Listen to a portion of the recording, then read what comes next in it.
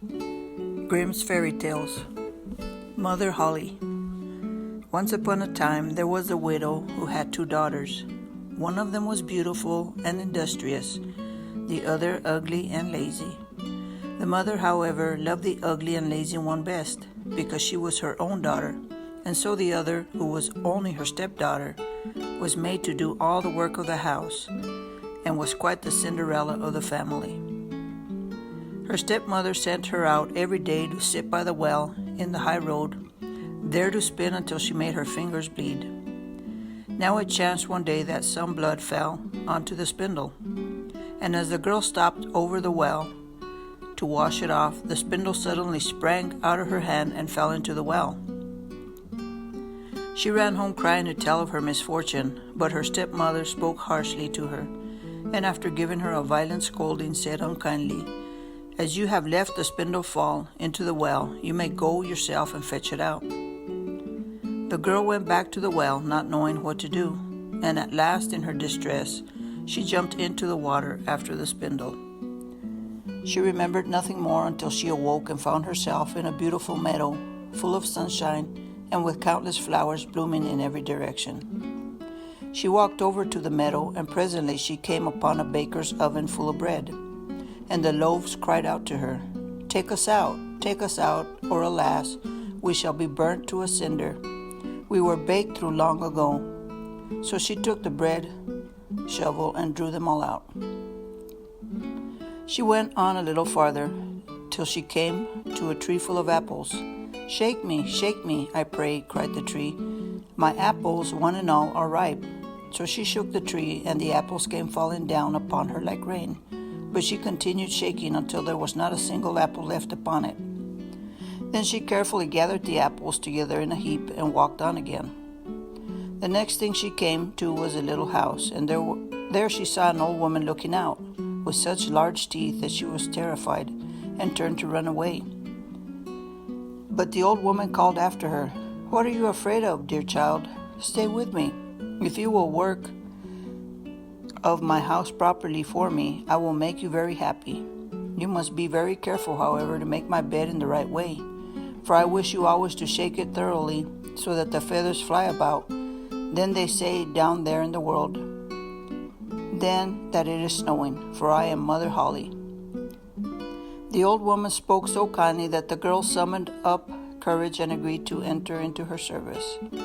She took care to do everything according to the old woman's bidding, and every time she made the bed, she shook it with all her might, so that the feathers flew about like so many snowflakes.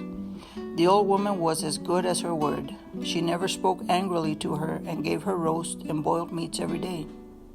So she stayed on with Mother Hollie for some time, and then she began to grow unhappy. She could not at first tell why she felt sad, but she became conscious at last of great longing to go home.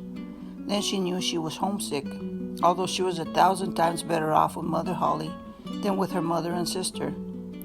After waiting a while, she went to Mother Hollie and said, "I am so homesick that I cannot stay with you any longer. For although I am so happy here, I must return to my own people." Then Mother Hollie said, "I am pleased that you should want to go back to your own people, and as you have served me so well and faithfully, I will take you home myself." Thereupon she led the girl by the hand up to a broad gateway. The gate was opened, and as the girl passed through, a shower of gold fell upon her, and the gold clung to her so that she was covered with it from head to toe.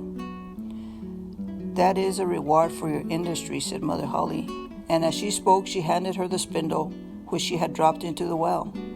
The gate was then closed, and the girl found herself back in the old world, close to her mother's house. As she entered the courtyard, the cock who was perched on the well called out, "Cock-a-doodle-doo, your golden daughters come back to you." Then she went in to her mother and sister. As she was so richly covered with gold, they gave her a warm welcome. She related to them all that had happened, and when the mother heard how she had come about her great riches, she thought she should, like her ugly, lazy daughter, to go and try her fortune.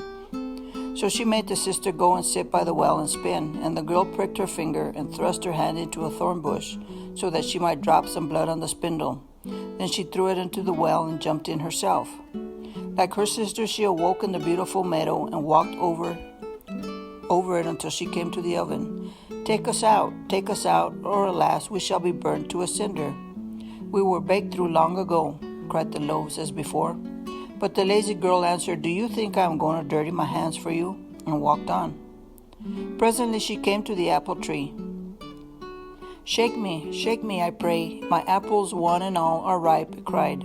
But she only answered, A nice thing to ask me to do. One of the apples might fall on my head, and passed on. At last she came to Mother Hollie's house, and as she had heard all about the large teeth from her sister, she was not afraid of them, and engaged herself without delay to the old woman.